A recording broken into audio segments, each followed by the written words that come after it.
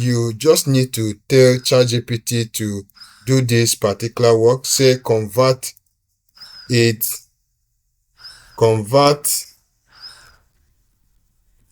this image to Excel sheet. Once you type this, you just click on this run and then wait for it to actually analyze that particular image that you've uploaded.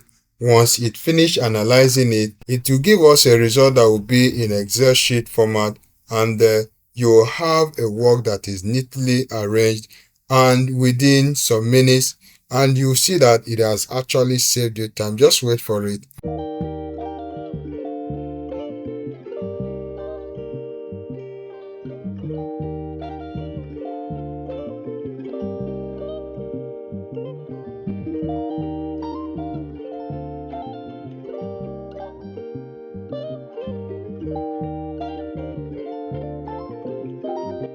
Now you can see this document has actually been converted to Excel sheet. Now if you look at this very place, it is still asking you if you wish to reformat it, add colors and all of those things to it.